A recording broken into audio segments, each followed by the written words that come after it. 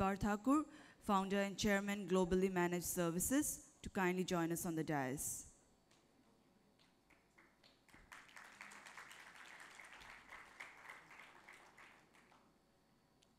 May I now invite His Excellency Chutintorn Gongsakdi, Thailand Ambassador to India, to kindly join us on the dais.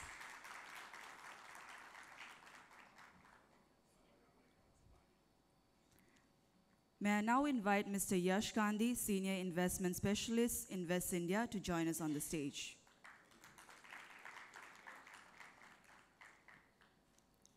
Over to you, Ranjit, sir.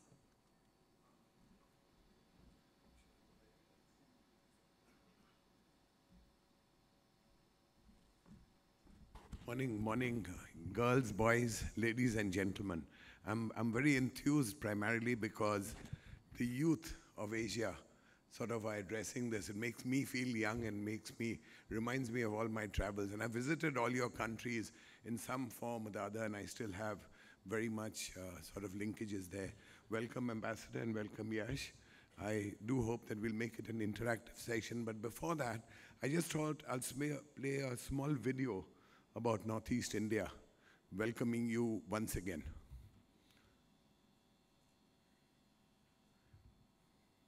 There is distant magic in the air, Northeast India, from the Terra to the Terai, from Brahmaputra to Himalaya. Oh, there is mystery of this place, colorful history of all its rays. Come and see this land and feel its emotions. There's love in every heart. It's a paradise on earth. Yeah.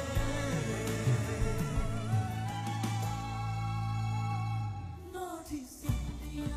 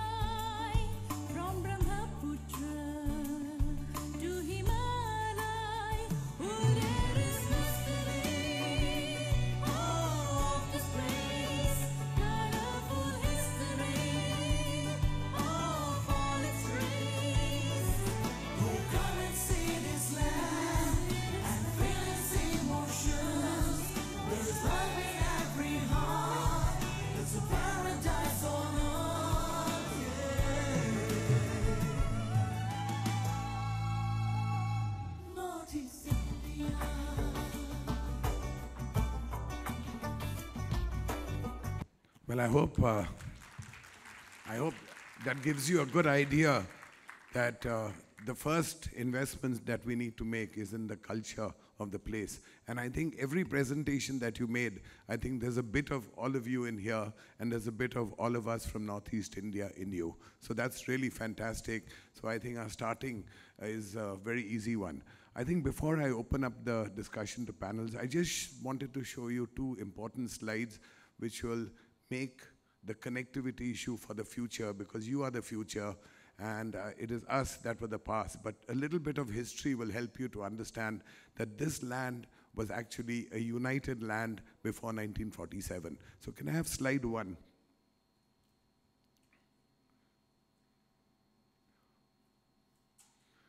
There's a big presentation, I don't want to take you through it, but it's really called Back to the Future.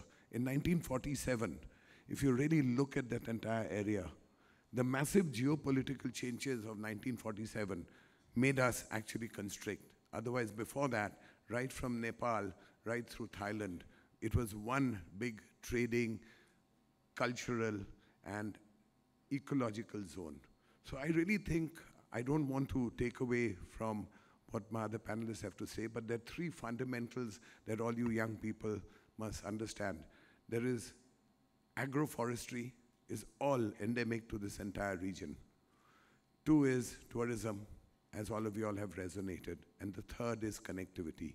In connectivity between Bangladesh, India, the Mekong, the Irrawaddy, we have a big advantage of actually talking about waterways and moving towards what I call the first region in the country. ASEAN and this region should become the most carbon neutral region in the world. And that is possible because of the biodiversity that we have. So the real message that I wanted to give you is, I think everybody talked about all other elements, but to say, how can we become the most carbon resistant nation of one nation, starting from Nepal, the eastern Himalayas, right up to Laos, Cambodia, and Vietnam, to see that we actually resonate with the new world that is coming, with the shift of trade and power towards China and Asia. I think this is the leadership we can all take with connectivity, primarily focused on river connectivity. I think with that, maybe I'll just open it up. Your ambassador, be grateful if you can say a few words, and then after that, Yash, we'll ask you to come back. Hello? Yes. Thank you very much. I thought there was going to be another speaker, but never mind. Actually, today we're here to talk about economic connectivity, right? And I thought that I will not go through the, the usual thing about what we're going to do in ASEAN and so on and so forth. I wanted to share with you, from a practitioner's point of view, what is the situation on the ground and what my perspective is, as if I were talking to an editor from newspaper, okay, which I do quite a lot. And so people often ask, when we propose, I don't have any slides at this point in time, it'll come later. When I present to the bosses or present to stakeholders, they say, what are you trying to achieve, with economic connectivity? And what Thailand tries to do is we push the connectivity agenda everywhere, okay, all right? And the thing we say is we try to make, all the different countries, and especially ASEAN, a single economic space, an economic space where our business people can work without limit. Now you might think, from an Indian perspective, what does that mean? With the introduction of GST in India, that made the ease of doing business, jump many times, for foreign investors in India. For example, our Thai companies, India suddenly became a unified country as far as the tax system was concerned. Otherwise, India was just like the 10, you have 29 states, but it's just like the 10 ASEAN countries where at the border checkpoint, you have to go through customs, immigration, quarantine, or you have to change systems. So the GST was a big step in unifying the country. sometimes when we study multilateral economics, you know, and then you think, okay, the US is pushing things in WTO or negotiating FTAs and so on and so forth, and they have their position, right? What is the main driving force? Basically, to make American businessmen be able to step into Malaysia, into Thailand, and so on, and have the system as similar as possible to what they have back home.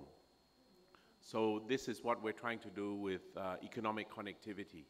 You know, apart from the physical connectivity, we want the systems to be more or less as closely as possible harmonized, or as in the OECD, they like to say interoperable. They don't have to be the same, but they have to work together, okay? It takes time. So I would say that the groundwork is already laid for what we need to do. We just need to get on with doing it. In India, you know, we talk about the new India at 75. In the year 2022, new India. You know, there's more and more reform and integration, improvement in ease of doing business is fantastic, you know. The year before last, Thailand was the second most improved, you know, and I keep telling Indian colleagues, especially at Invest India, the foreign investors' best friend, Invest India. They have the brightest people, and it's free. You know, not many things in life are free, but the services of Invest India are free, and they do a fantastic job. So, if it were not for India, we would have been the most improved. But India keeps on improving, and now you're at, is it 44 or 46? Ease of doing business. 77.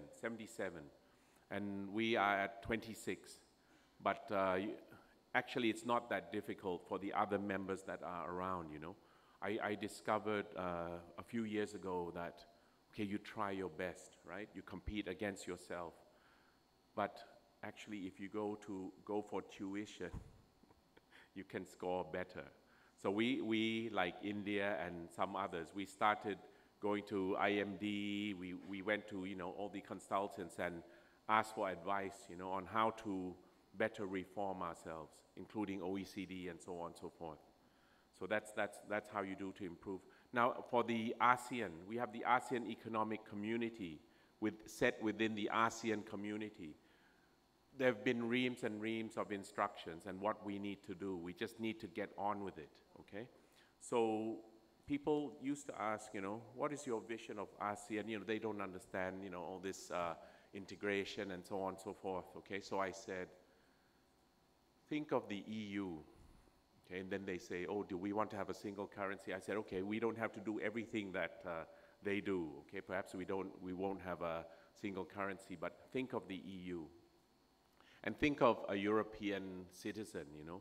If you go and meet a German, they might, you know, you ask him, where are you from? He might say he's from Germany, but he also might say, you know, I'm from the EU. So that's what we're striving for, you know. So one economic space, one community where you guys feel as much ASEAN as, you know, from the different components of ASEAN.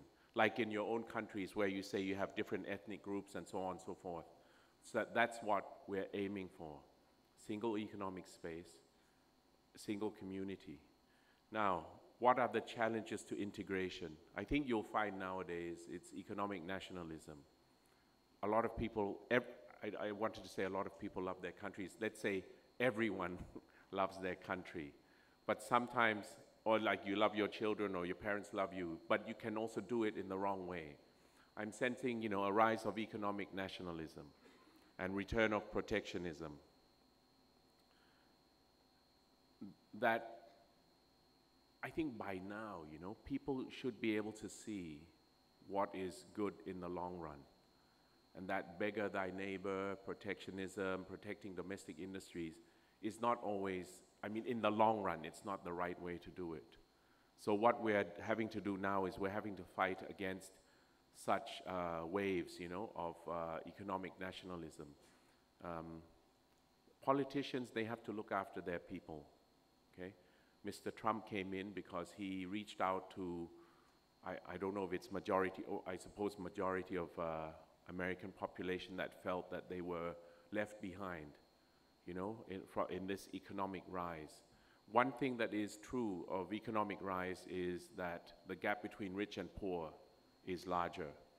So you will hear a lot of leaders around the region, they talk about sustainable development.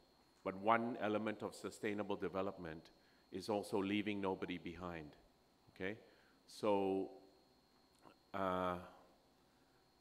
you have to look after the small, you know, I mean, make sure that they can accept, you know, the system as it currently stands.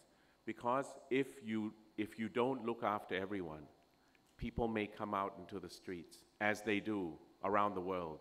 You know, you check on the internet, check on the news. You know, protesters everywhere, not only in the poorest countries, sometimes in the richer countries, because they feel that the system is not responding to them. So when we do economic connectivity, another element is the sustainability part, you know, the environment, but also the inclusiveness. So those are the things that we have to do. In India, I would say that I think the policy of competitive states is great. You know, you have everyone competing against each other. So I tell my investors, you just go around and shop for the best deal that you can get, okay? But on the other hand, I think that it can be more simplified. It's also something that we have to do in ASEAN, you know, which is basically look at the whole region. So India, look at the whole country, and then decide from Niti Aayog, you know, the planning agency, who is going to do what and where, okay? As ASEAN ambassador, I'm always being asked, you know, ASEAN, look after Northeast region, you know, because you have ethnic closeness and so on and so forth. And I would normally say, but we want all of India. We want to be able to do business in all of India. And then I also tell, you know, like tomorrow with the Chief Minister of Assam, I will say that the economic wave is coming, you know, with reform in India and reform in ASEAN. Things take time. We already know, you know, that it will come. The flights are coming. The tourism is on the increase. The investment is coming. You have to be patient.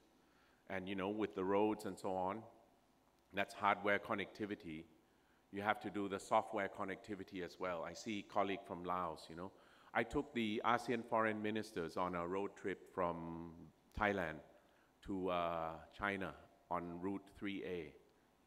And, you know, some of the things we encountered were, okay, Chinese bus can come right through to Laos, to the border with Thailand, okay? But Thai bus can cross to Laos, but that's it, you know, we cannot cross into China and so on. So it's not yet seamless, you know, and so on and so forth. And your former Prime Minister, he mentioned that this cannot be, you know, that the trip, you know, journey takes 5 hours, and then they have to wait 5 hours at the border checkpoint, either with Thailand or with Laos, you know. And often among ASEAN borders, we have to transfer goods from one truck to another nation's truck, you know. These things are all economic costs. So we can go and talk about ASEAN community and so on and so forth, but we have to make it seamless at the border. So in the same way, in preparation for the trilateral highway, so I would say things like, let's do training, you know, for customs, immigration, quarantine. Even in Thailand, our own country, you think it's a modern country. I've been to meetings with, you know, cabinet ministers and so on, and then they say, okay, we need to build truck stops, you know. And then they said, okay, maybe for 10 trucks, you know, and I say, sir, you know, have you not watched TV?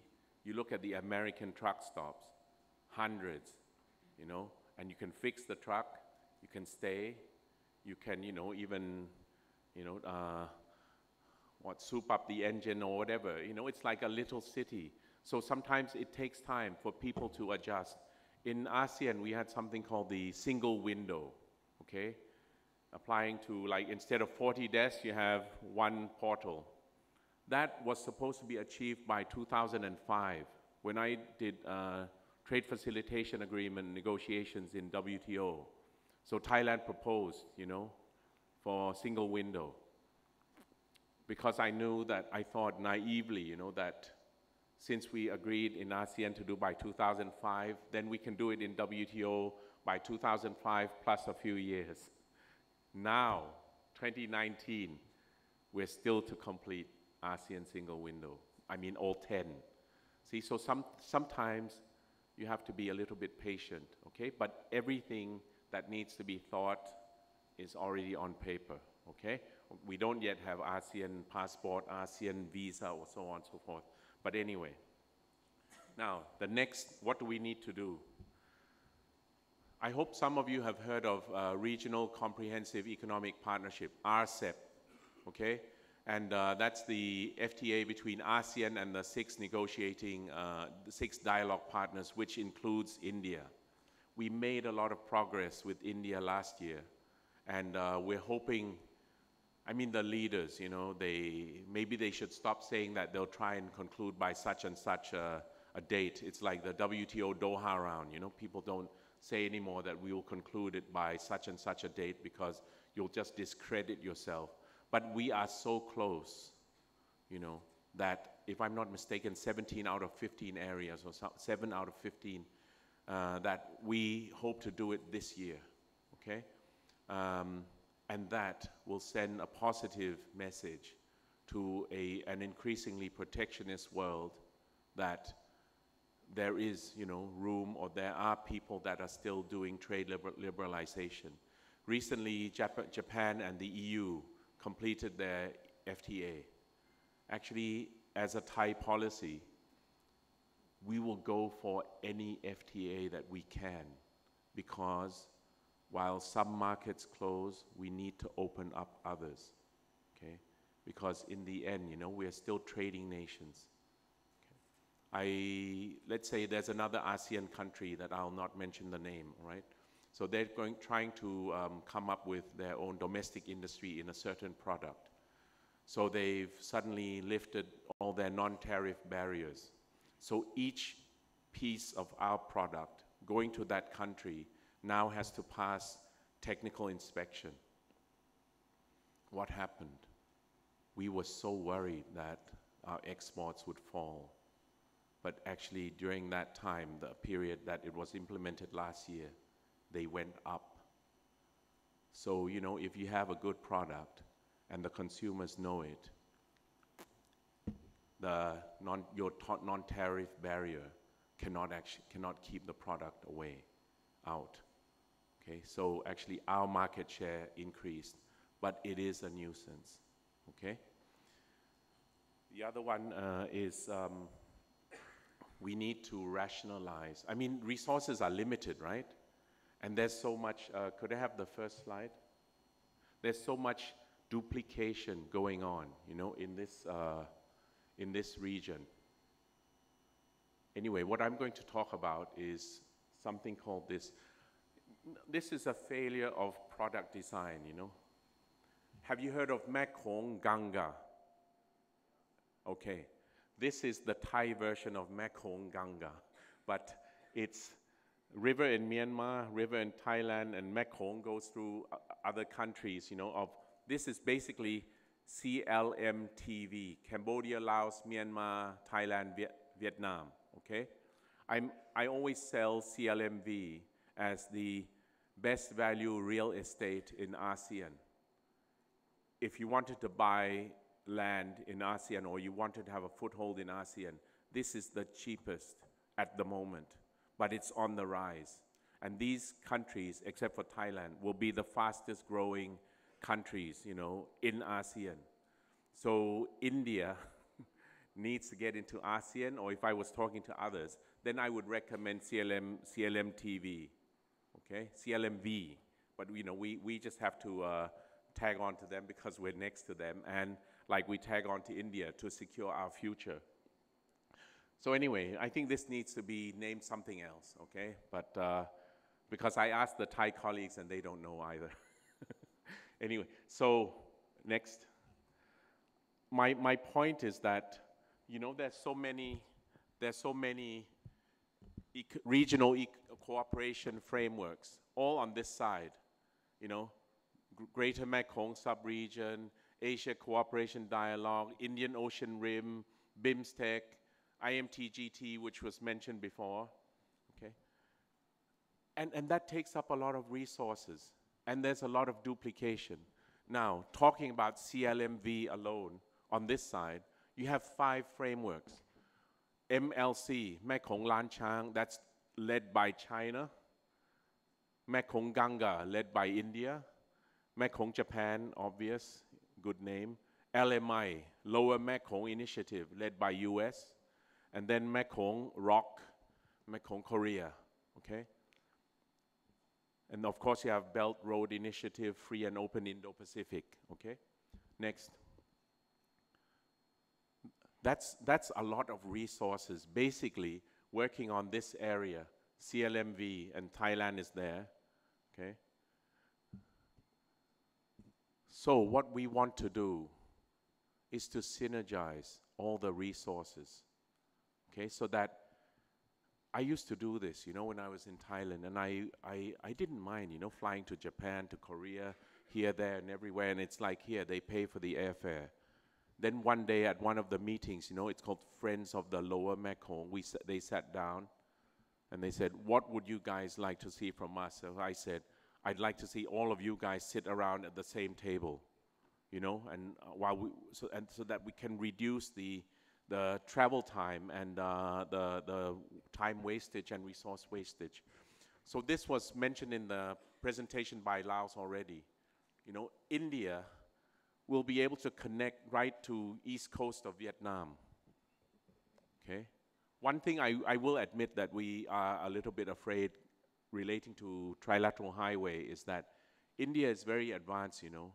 Your logistics companies, you don't have any foreign ownership limitation.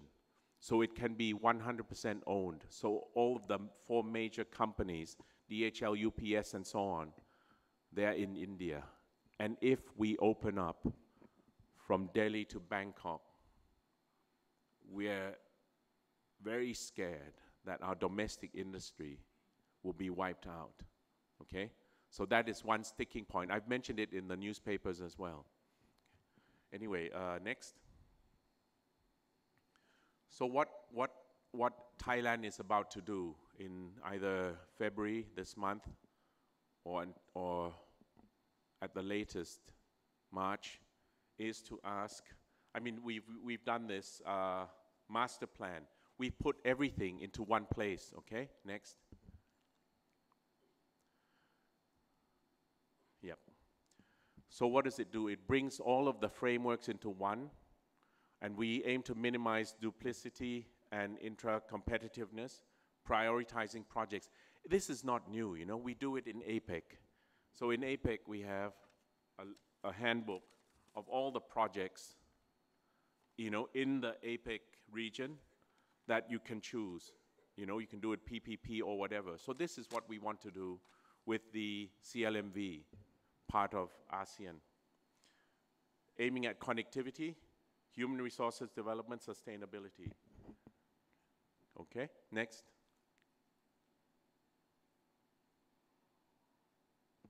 We will set up ACMEX fund, okay? And ACMEX master plan will be used as a reference in other frameworks. Last. Okay. Last, next. I thought this was the last. Okay, no, come back. Now, this is where India is involved.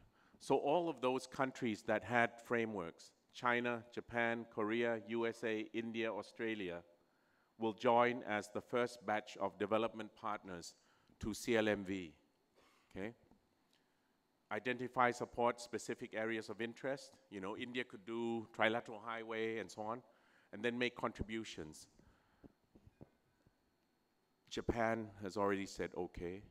Basically, they said as long as we import, you know, the priorities from the Mekong Japan into this framework.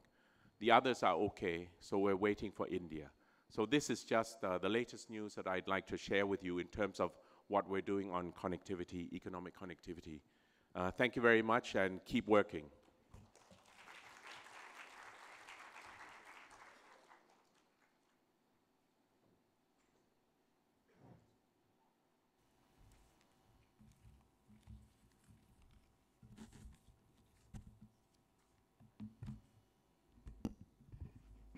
Thanks a lot, His Excellency, for your kind words. As my CEO mentions, don't think of us as Team India. Think of us as your team in India. So, His Excellency, distinguished dignitaries, and my colleagues from the Government of India, it gives me a sense of immense gratitude to be part of this major event. My name is Yash Gandhi, and I represent Invest India, which is India's national investment promotion agency. On a side note, I think very few organizations perfectly embody the spirit of this summit as well as Invest India does. The spirit of empowering the youth. Just to give you a fun fact, the average age of Invest India is 29 years, and 60% of us is women. So it probably makes us one of the most diverse and youngest organizations in the government. In terms of the economic connectivity, I think everybody understands the importance of economic connectivity between our two regions and the importance that India attaches to trade, investment, and bilateral partnerships with its ASEAN counterparts. ASEAN and India collectively have a combined GDP of more than $5 trillion, and they constitute two of the largest and fastest growing economies in the world. And considering the geographical proximity that we share with ASEAN and India, I think it's only natural that we work towards increasing our economic ties further.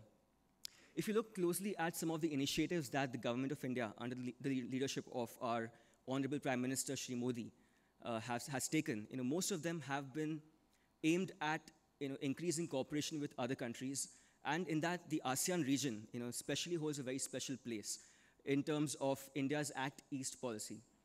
This policy aims at increasing connectivity between the people through cultural exchanges, it promotes economic connectivity, digital connectivity, as well as physical connectivity through the infrastructure projects. Now, I'm going to leave you with a few themes, before I, end my note today. One, I think a very important aspect is investment.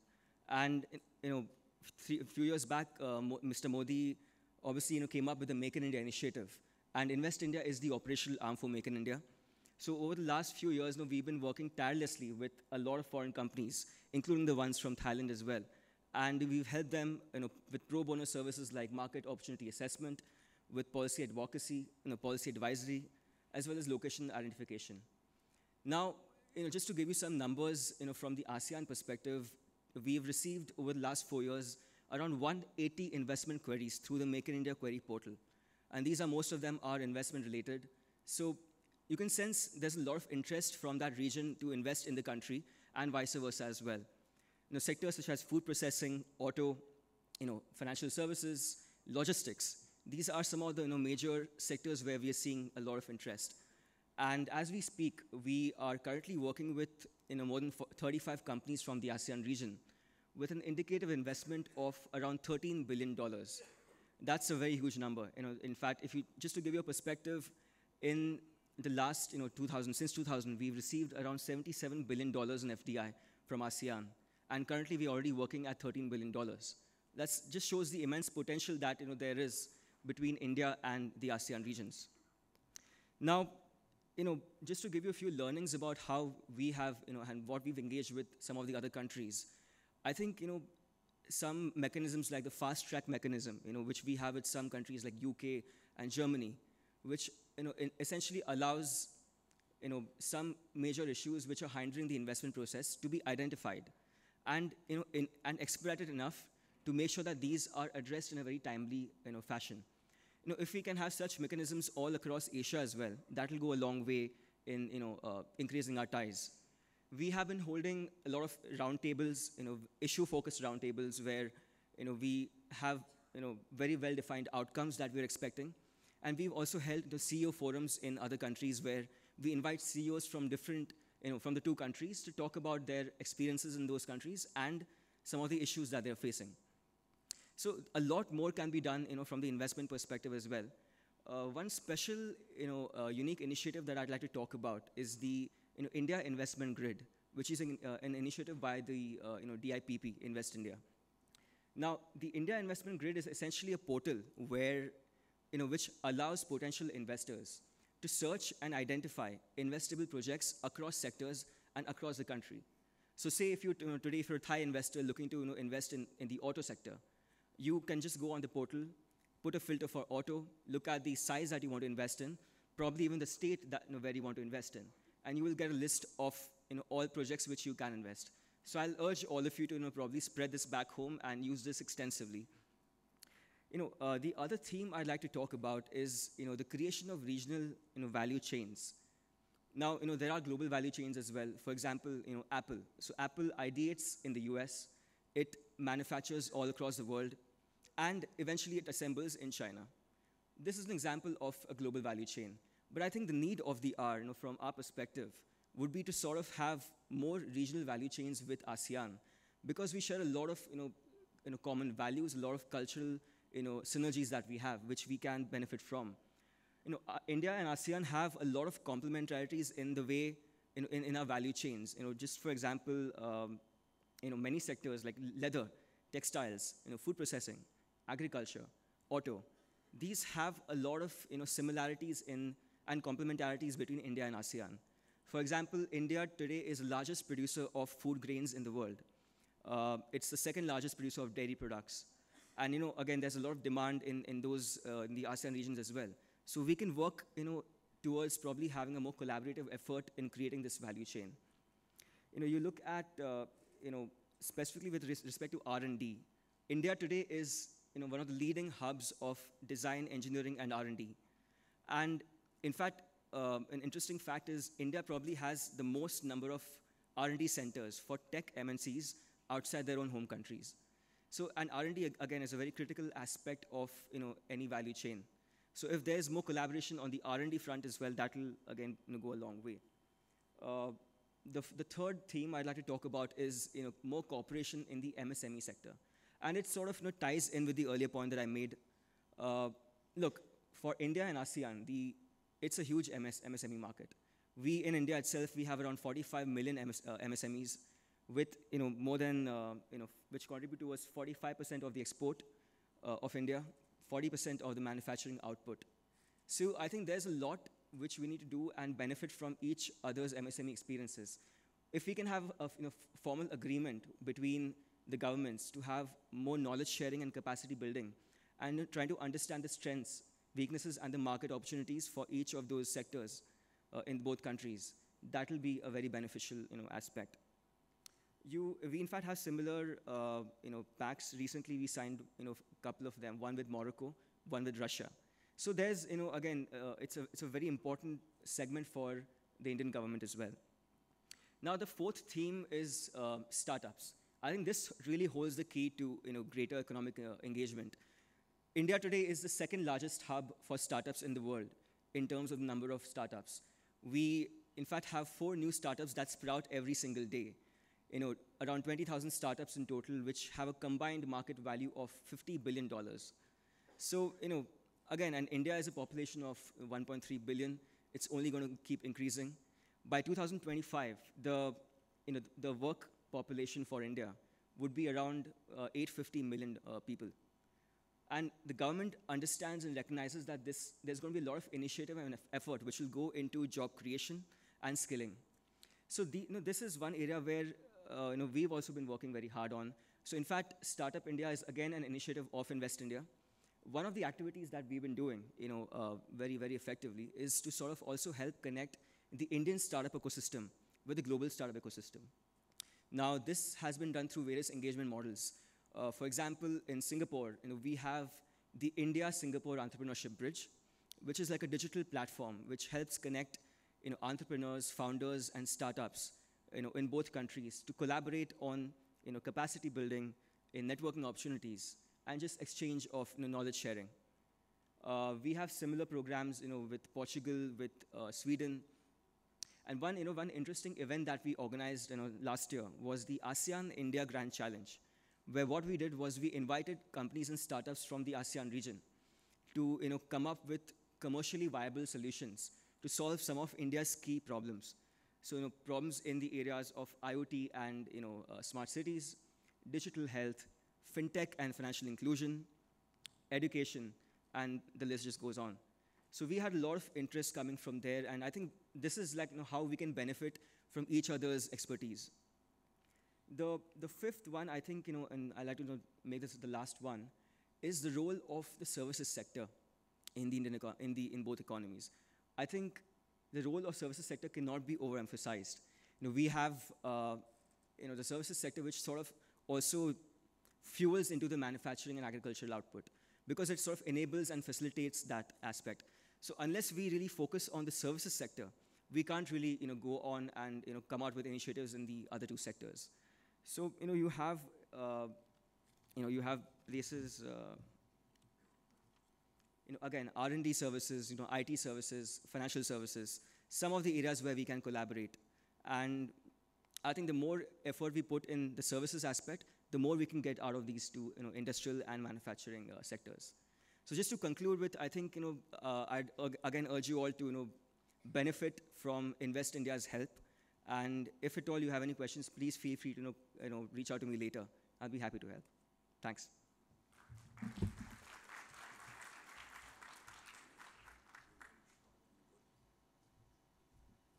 Thank you, Your Excellency. Thank you, Yash. I think we'll divide the rest of the time into 3 segments. I thought the first, I'd just do a small summary. It would be difficult from the education that both His Excellency and Yash have given us, but I'll try and just highlight some of the points that I've picked up, which we should take forward. Then I thought we'll open up the house for participation and questions.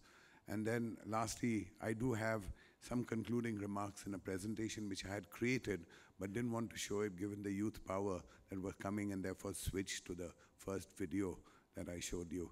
But nevertheless, we have a very compelling reason to look at the ASEAN-India dialogue, especially with the Northeast. And one point I'll start with, which we need to really emphasize, which His Excellency talked about in Startup India, is environment and carbon. I think these are 2 areas where you don't need to industrialize then to correct it. You don't need to actually have measurement of the Northeast based on what Maharashtra is doing. You need to measure it based on what is an ecological index and natural capital and natural asset. That new phenomena, actually, unless it's brought in, we will still be looking at the past industrialization, a bus that we may have missed here, to actually bridge the gap between ASEAN and other countries.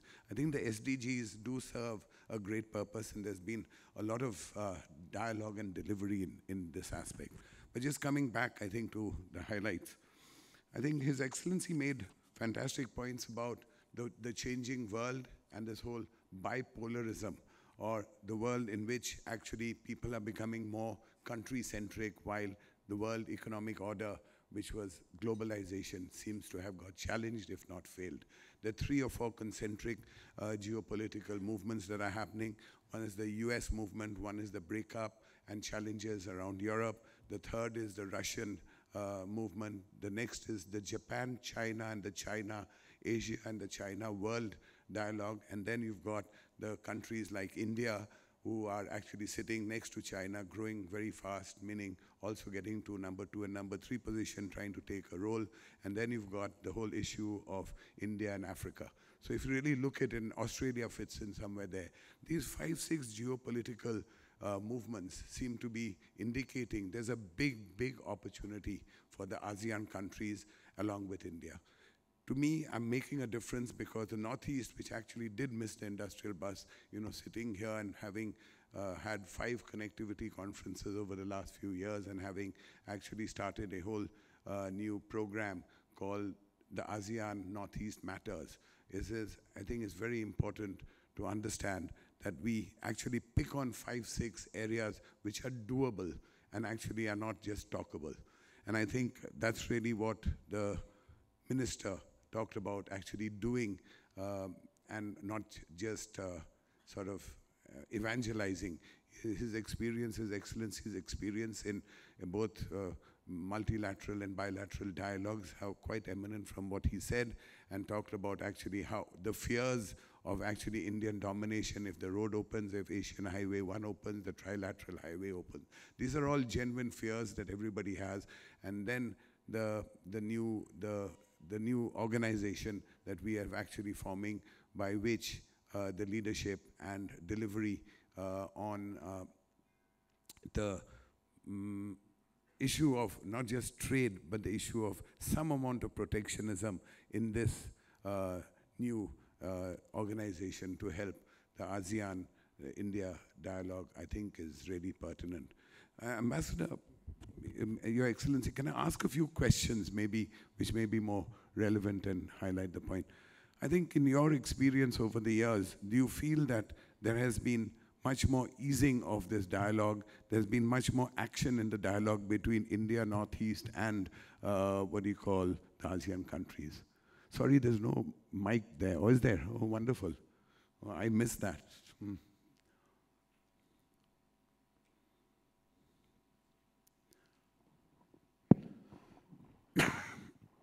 You know, everything has its own time, okay? If we did what we're doing now 15 years ago, there would be no meaning. You know, it would truly be things that we talk about in conference rooms. But I think that the Northeast region and, you know, connectivity with Myanmar and CLMV is the time is ripe, it's coming. Okay, so like I tell my Thai investors, if you're in India within the next 2 years, you're still okay, you know, but in 5 years, it'll be crowded. So I think it's time, it's nearer, I can see it. I think there's a lot of us to model when we talked about the services sector just now on the Invest India platform. I think the biggest service industry that we can learn from is the Thai kindness. You know, the happiness index to me applies a lot to Thailand, having worked in about 40 countries in the world. So it's obviously my favorite country. I'm still given a work permit. I've been going there for 15 years. I'm on 2 boards there actually, and I really enjoy working with them. But one of the things that seem to have come is that the soft power, I think, and the learning of kindness, softness in the services sector is something that I think Thailand can definitely work with us in terms of both education and cultural delivery. So thank you all for actually providing the world with this. Could I just say something to add on to you? You know, from what he said, it seems that Thailand is in a great position, right? We have, you know, everyone likes to go to Thailand, they say good service and so on and so forth. I have to say 2 things, you know, from the northeastern region, I think Manipur stands out the most, you know, a lot, and in terms of hospitality and so on.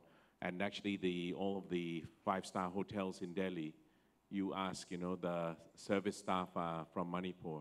The other one is being known for culture and tourism, you know, Thailand. It means that sometimes people overlook the economic aspects, okay? I did talk to an editor of a Hindustan Times, foreign editor, you know, and I said, all Indians say, oh, I love your country, Bangkok, Pattaya, Phuket, Chiang Mai, Tom Yam Kung, Pad Thai, and green curry, right? Then I say, then for investment, who do you think of? Oh, you know, Singapore, Malaysia, Vietnam, and so on and so forth. And I said, we have all those too, you know. Then he sat back and he said, it's true, you know. I never saw your country from that perspective. So it can be both positive and negative. Thank you. Right. No, thank you for that.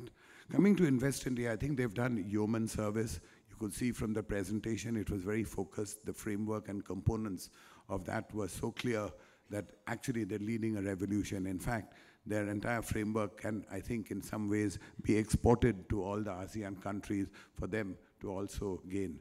Just a couple of questions, Yash. One is that while your investments have been very fruitful in an all-India basis and the statistics are very impressive, do you think that it is actually woefully challenged in the Northeast because the framework that we have for Eastern Himalayas, including from from Bhutan right down to Bangladesh, is not being really looked at in a lens which could be different. And we are still going on the Wall Street model of better, brighter, faster, cheaper, make in India, make in Northeast.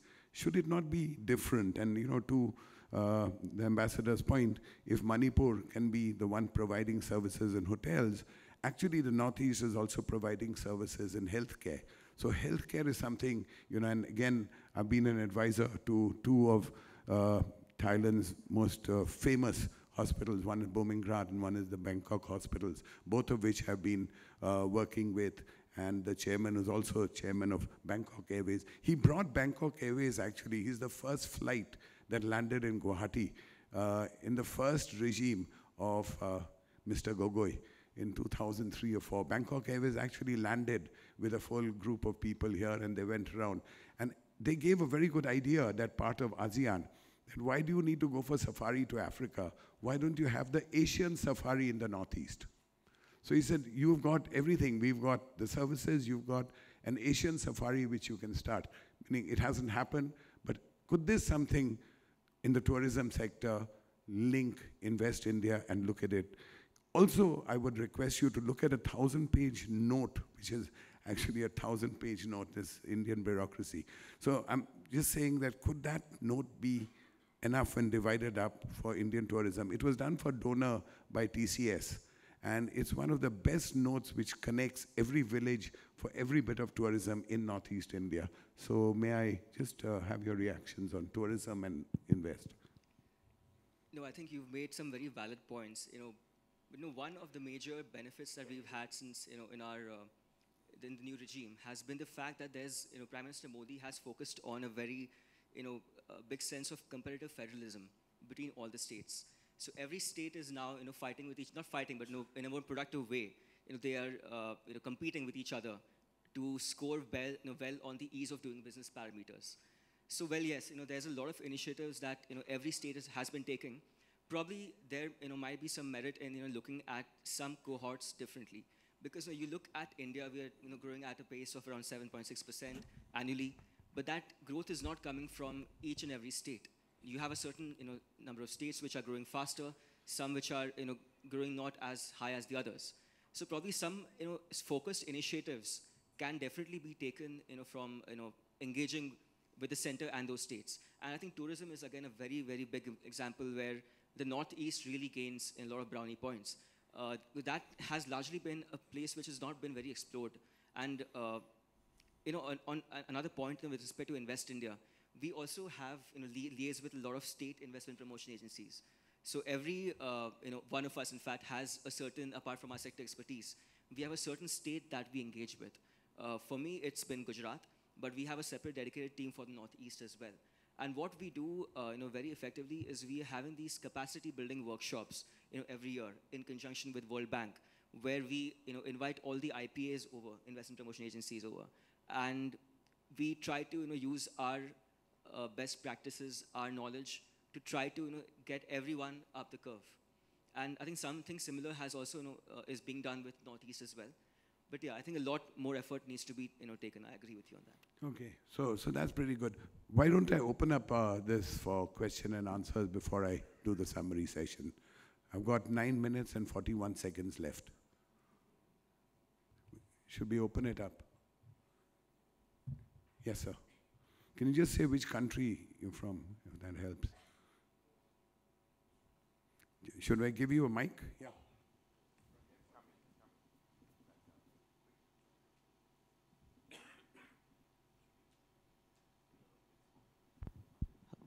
Hello, my name is Pianat from Thailand.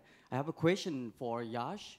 Thank you very much for your presentation, and I think you mentioned about the program for such as startup to cope with the increased number of population.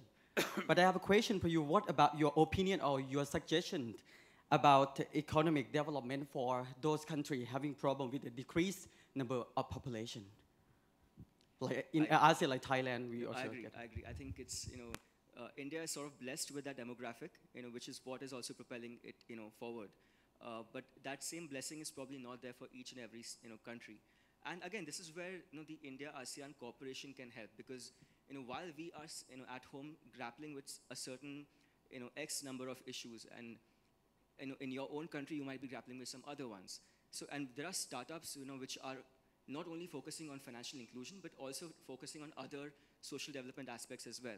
So if we have a formal framework, where we can exchange our experiences and probably, share our problem statements with each other, so that more startups and more, MSMEs can come up in that space to address those particular issues. That will be a very interesting, way to look at it. But I agree, that's going to be an interesting area. Yeah. Yeah, I think one of the things that for Invest India is to create that a bridge that you've done in Singapore, maybe with Thailand, because I know that meaning if there was a Thai population, do people travel to Thailand, or the resonance culture to culture, the soft power? I think from the Northeast, there's an affinity, and therefore, if we can build that kind of bridge and support it, it'll be greatly helpful. I'll be connecting with you later.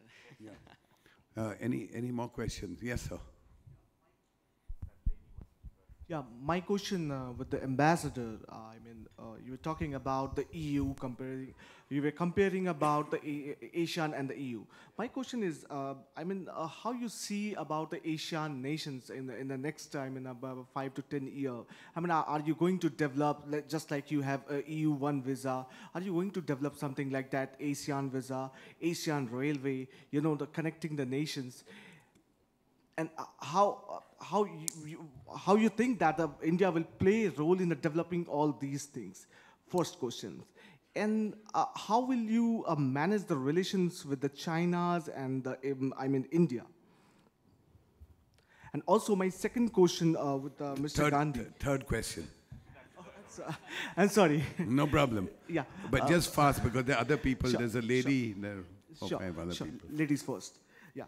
So with my question with Mr. Gandhi, yes, we have a boom in the startups. So how could we develop a platform where when Asian country and the Indian country, India can develop such kind of great platform to share the knowledge like that, and develop different kind of startups like a traditional startup we are following.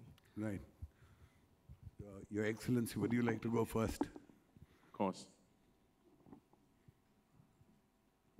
There are two layers of ASEAN member states, okay?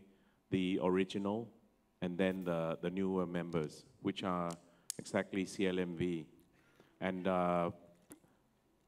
what we're trying to do is to bring everyone up to the same level, okay? So we move forward at the comfort level of all, okay? That's one thing.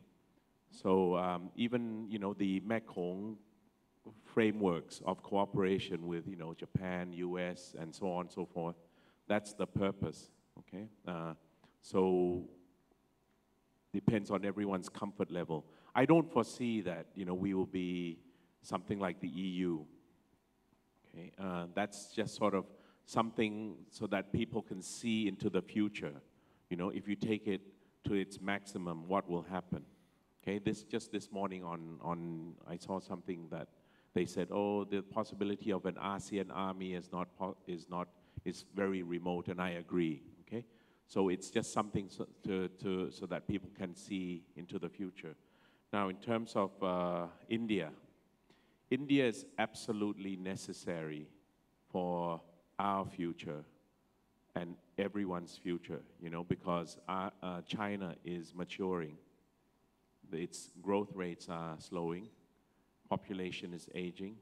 Doesn't mean that they don't have a lot of money to spend, because a lot of such countries in Europe and so on, they still have a lot of money to spend because they know what to make and how to make money. Money is not everything, but it helps, right? So the way we see India is that India is an absolutely necessary economic, partner, and because of Northeast region, where India is situated and where Myanmar is situated and, next to ASEAN and so on, it provides a great opportunity for Northeastern region and also for CLMV, especially M and then L, C, right? And so that's great. And I think our relationship is under potential. When my Prime Minister came for the ASEAN-India Summit, people were reporting around the table, sir, everything is fantastic, we have trade surplus, blah, blah, blah. When it came to me, I said, I beg to differ. I think our relationship is under potential. The trade between Thailand and India is almost similar to what it is between Thailand and Cambodia.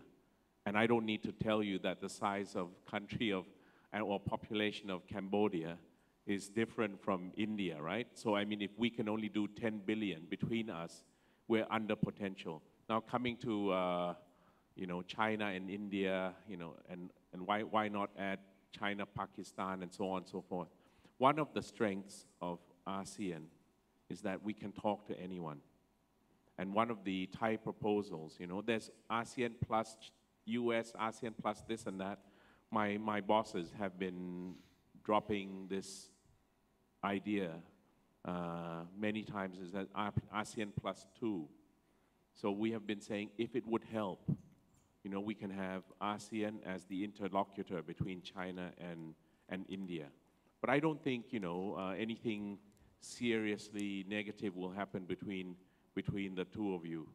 You know, I mean, the most popular telephones, mobile phones in India are Chinese, right? I mean, because India is large and China is large, there has to be some noise, you know, between you and so on and so forth. But I wanted to say that no leader of a major country is that silly, but then maybe I cannot say that so much anymore. But let's say that the leaders of China and India are equally wise. You know, they won't do something that will jeopardize their own economic future. I always say in ASEAN, some people talk about the flashpoints and this and that and so on. I'll tell you, if any of the flashpoints, you know, explodes, it will kill all of our economies. So we will do our utmost to make sure that something stupid does not happen. You know, I will do my utmost, okay? but living in India, I'm used to the Pakistan, India, the China, India, you know, it's normal. Thank you. Thank you for that. Can you just restrict so it? just to quickly address your question, what you just mentioned is already happening as we speak. You know, we have something called as a Startup India Hub, which is a portal which connects, you know, startup founders, you know, incubators, accelerators, investors. You know, and it's a way, you know, it's a platform where you can have knowledge sharing. You have resources on how to start a startup. You know, the templates involved, the different agreement, you know, formats that you have. So it's like a one-stop shop for anything that you need to, you know, access on the start with regards to the startup space.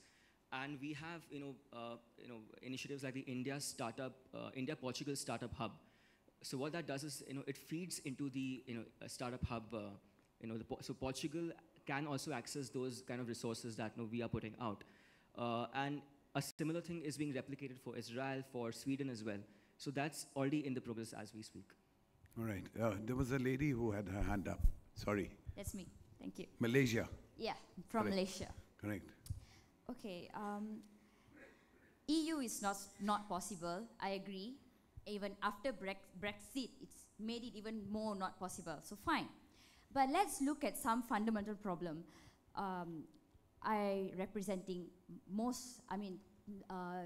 Malaysia has the third largest Indian population, and we love to come to India because our roots are here. I'm one of Sadhguru's follower. I come to India 3 times a year on average. The problem here is I have to apply visa, and if I want to bring my family, I have to spend about 1,500 ringgit per year.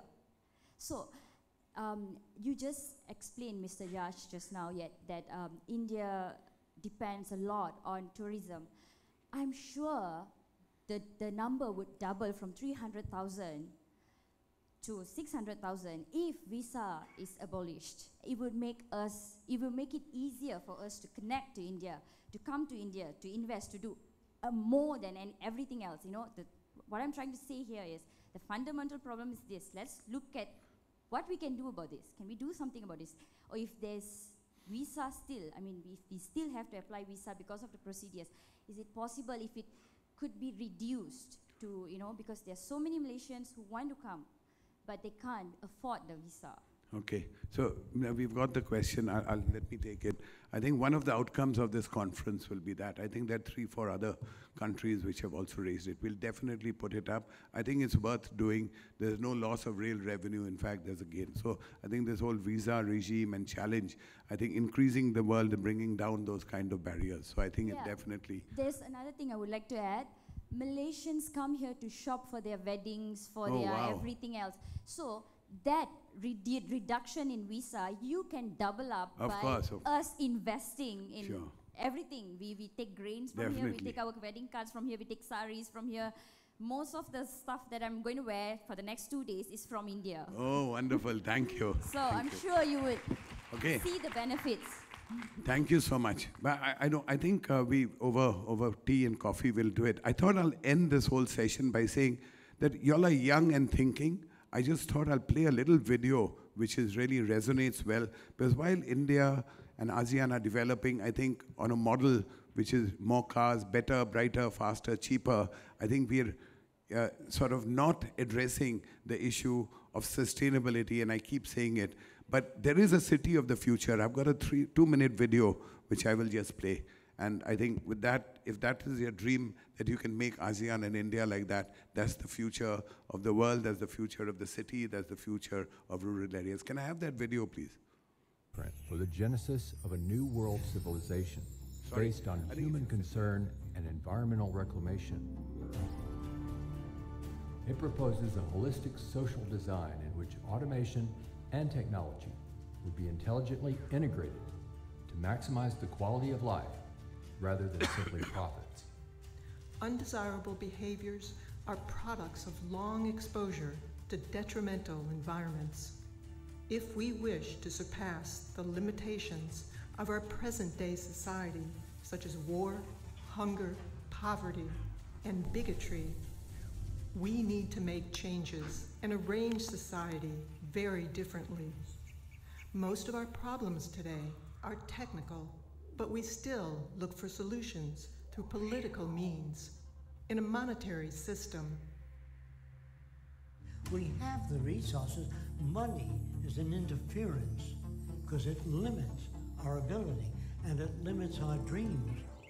Modern society has access to highly advanced technologies and can make available food, clothing, housing, medical care, a relevant educational system, and at the same time develop a limitless supply of renewable, clean energy such as geothermal, tidal, solar, wind, and more.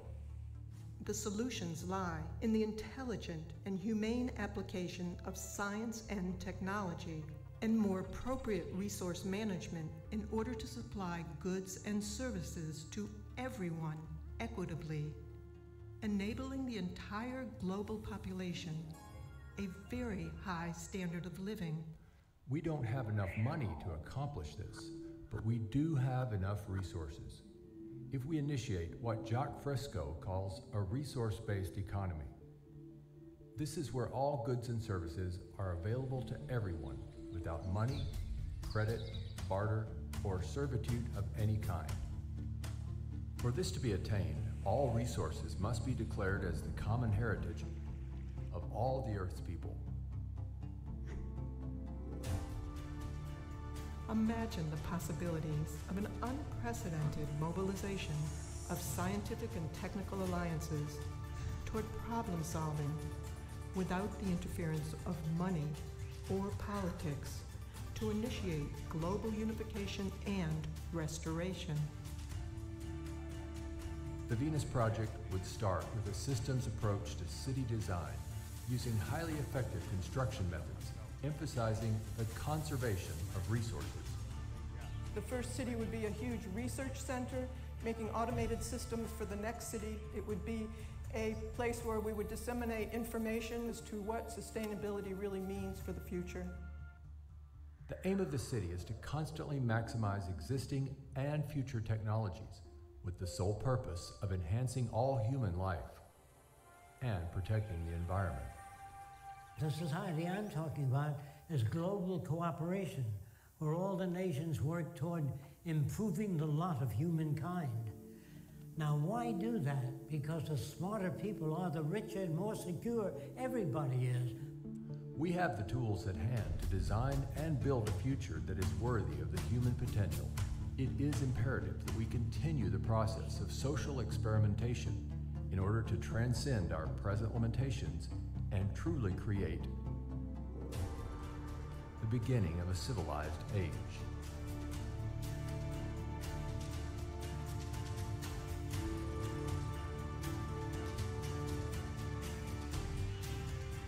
Yeah, so the purpose of instilling that is that while you people are the future, ASEAN, Northeast, and India are the future, I think it's important to remember that you have to have all your solutions, economics, development, tourism, connectivity, everything based on resource management. So I thought I'll leave that small message. Thank you, panelists. Thank you, Your Excellency, and thank you, India Invest, for having sort of participated. Thank you, India Foundation, for having this fantastic Srishti, especially who I know and have been pursuing, for having created this great aggregation of people. I wish there were more people from the Northeast. Every state should have had actually half a table each, you know, to integrate and make this whole thing look even better than what it is. But India Foundation, thank you for having taken the lead. Thank you very much. Good luck.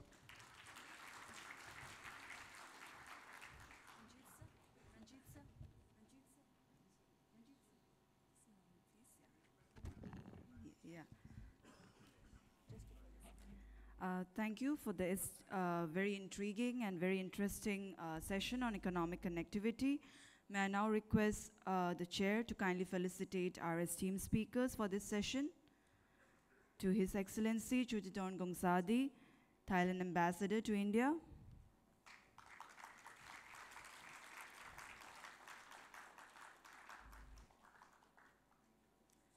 To Mr. Yash Gandhi, Senior Investment Specialist, Invest India.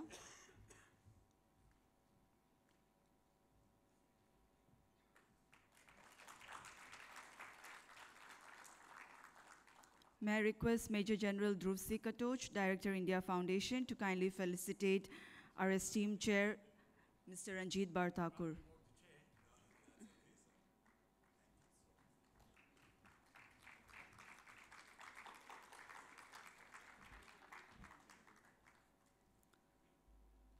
I would request all the delegates to remain seated for a minute or so. We have few announcements regarding our upcoming sessions.